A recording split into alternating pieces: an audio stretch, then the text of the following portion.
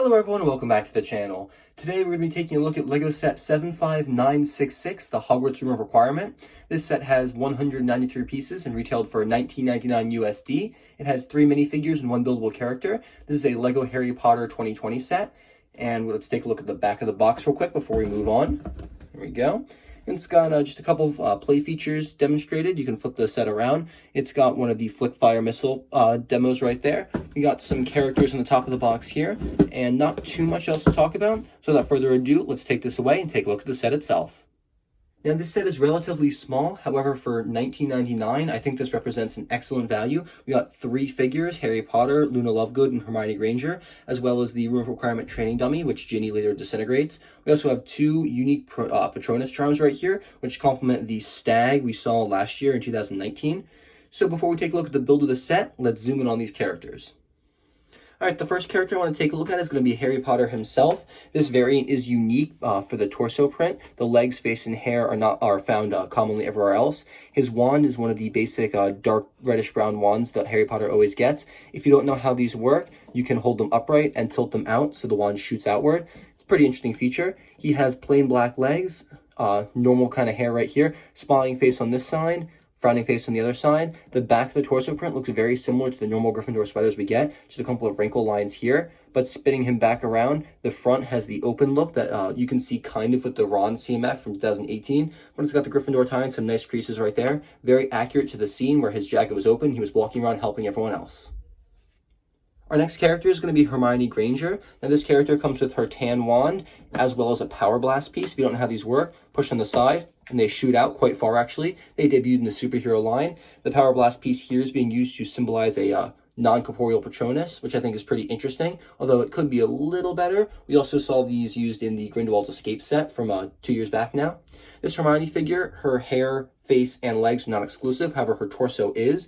This is a kind of more filled out version of the torso that Harry's wearing. It's buttoned up a little neater, and she has the princess hair making a return here in brown. Smiling face with freckles here. Angry face on the other side. You can see some more realistic creases here, as well as the indentations for hips that LEGO loves to give female characters. Not too much else for this character, although I love to get new versions of the Hogwarts torso prints. Our final official character is going to be Luna Lovegood. Her wand is going to be the light reddish brown wand, and she also has one of the power blast pieces. Let's see, can I hit Hermione from here? The answer is no, it went sideways. Oh well. Luna uses the hairpiece that was created for her in the CMF from 2018.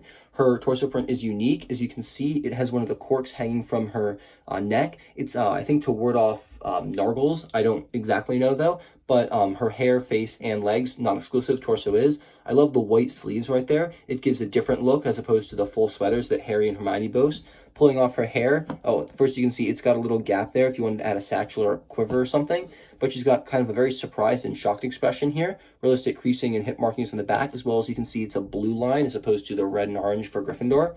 And on the front, she's got her smiling face, plain black legs, and some very nice creasing on the front. I especially love her cork necklace. A really great addition to the set, I think.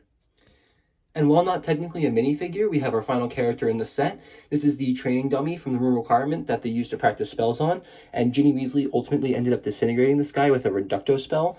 There's an exclusive torso and face print, a traditional normal hood. I'm kind of bummed they didn't use the new Star Wars piece from Obi-Wan Kenobi, but that's okay.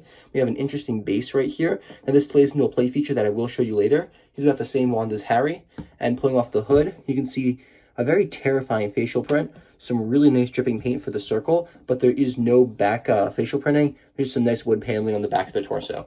A really good inclusion, and one I'm very glad to have because it makes playability so much better. 2 more things I want to take a look at would be the Patronus charms themselves. We have Luna's rabbit right here. It is the same kind of translucent blue with sparkles that the stag had again from a couple years ago. Well, this is very large compared to the small rabbit, but I'm not sure if this piece is, I think it's appeared before in other sets, but it has one stud connection on the back, and it's a very nice mold and very faithful to the film. And the second and final Patronus we have is Hermione's otter. Now this is a brand new piece for this set. I'm hopeful that we get recolors of this in the LEGO City sets down the line, because I would love to have an otter, maybe, change the tail up a bit, get a platypus. I would love some more animals like that, but it's a very good inclusion, and I love the sleek design, although there are no studs on the back here.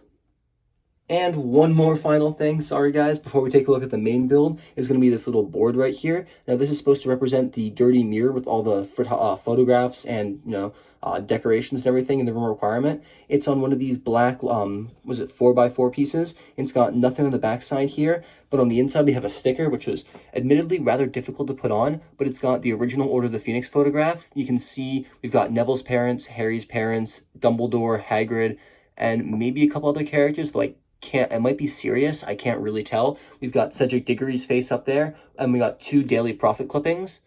The first of which says, "Is this the end for Albus Dumbledore?" That's the one up top here, and then you can't read any of the smaller lines. And the last one is a partial clipping. This is the Hogwarts in Danger newspaper, although all it says is Hogwarts in duh, but I'm figuring that the rest of that's going to be Hogwarts in Danger. It's a really good sticker and full of fun references and Easter eggs, and I'm very glad we have this to, fill out the background of the set. And you guys waited long enough, so now let's clear out all these characters and bring this forward. This is the room of requirement. It is modular. It detaches here, and you can rearrange it, add this on the other side. And if you get 2 of these sets, you can set up another one of these walls over here, change the fireplace location. You can really do whatever you want. But let's get this out of the way and take a look at this section first. This is the interior. We have some very interesting column designs here. I quite like it. The hang doesn't quite, flush with the wall. It's pretty interesting. I do appreciate that. We got some very nice blue paneling. While this is accurate, I really wish on the other side we had something to cover it up because, it's see-through. So if Umbridge is walking past, and she can kind of just walk in and see all the students on the inside practicing and everything, because you can definitely see straight through it. So that's a bit of a downside, although the play feature here does partially cover that. The wall slides open to reveal the door, and it only slides the one way, it doesn't slide this way. So, I mean, that's really cool. It does have the whole camouflaging the wall part, but I would have loved something just to cover that up. But speaking of the sliding door, this is one of the traditional Hogwarts doors. Spinning it back around, you can see it opens inward here, and it's got the bar piece up top. Very nice, very simple. Although, before we move on, I wanted to mention one thing real quick. Pulling this apart up here, taking this piece right here, you can see that this piece right here is not actually correct.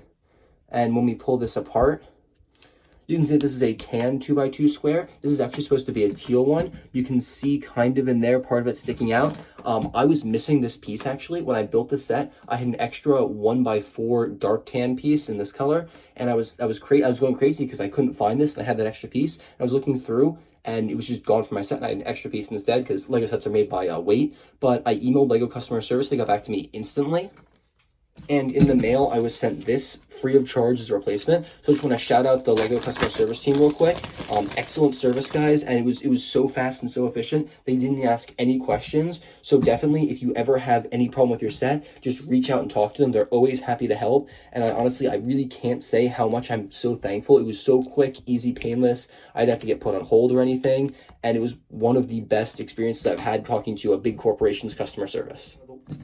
But now with that out of the way, let's take this aside and look at the final part of the set, the fireplace section. We have 2 of the black pins there to connect to your main Hogwarts build or the smaller room requirement part. In the back, we have a little grate here with fires, and you can see there's a sticker on one of the same panel pieces that we had the board on over here, and it's got fire already stickered on, so it just kind of adds to the detail, and it's very nice.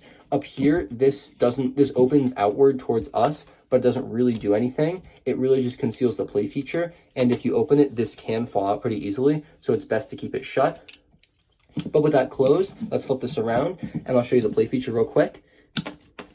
When you push this in, it pushes the Technic pin out and it pops off Umbridge's declarations or proclamations, kind of reminiscent when the Weasley twins burst out of the hall with the dragon. But these proclamations are all stickers, but if you look closer, you can see they're amazing. We have number 30, all Weasley products will be banned immediately. We have 68, all student organizations are hereby disbanded. We have 23, Dolores Umbridge has been approved High Inquisitor of Hogwarts. And 82, all students will submit to questioning. Now, these are kind of shorter, abbreviations of the actual requirements, but I'm so happy that we got, actual ones that I recognize from the movie here. It was such a nice detail that Lego really didn't have to include, but they went above and beyond, and I'm very, very satisfied with that inclusion there. All right, and now before I give you my final thoughts, I wanted to go over one last play feature real quick. We have the dummy here, and because of the way it's standing, it can be easily knocked over. Now, I haven't been able to get this yet, but it is possible, I believe, with the Power Blast, if you angle it correctly, to launch and hit the dummy and knock him over. It's really, really stable. You might have a better chance if you changed out this piece for something different, but let's try that a couple more times. Oh, I turned him. I don't know if I can knock him over. Let's try from the back. It's very kind of angled backwards, so... Oh, I missed completely. It's a little hard. It shoots kind of at an angle, but this is definitely one of my favorite play features because I could spend hours just playing around with this. I'm giving up on Luna. Let's try Hermione. Just playing around with this, seeing if I can knock it down, and I think kids would have so much fun just going to town on this and trying to knock down the there we go. See, I did it. But definitely a very nice play feature they have built in, and one I'm very happy is in this set. And that brings us to the conclusion of my video here. Now, for $20, I recommend this set wholeheartedly to every Harry Potter fan, and even to people who aren't a fan of Harry Potter. It's a great parts pack with some really good minifigures, some great pieces here, some cool stickers, some very nice animals. Really, I mean, it's an exceptional value. For what you get here, it's amazing. I can totally see buying 2 of these, making a full room requirement, and then you get extra outfits to give to maybe Neville, maybe other people. But honestly, guys, cannot recommend this set enough. I'm so thankful to LEGO for helping fix that piece problem I had, which I doubt you guys will experience because it's such a rarity because they have such great quality control. And definitely 10 out of 10 recommend. I'm really happy with Luna and Harry's inclusion as well as Hermione's, although I would have maybe preferred a different character to sub out.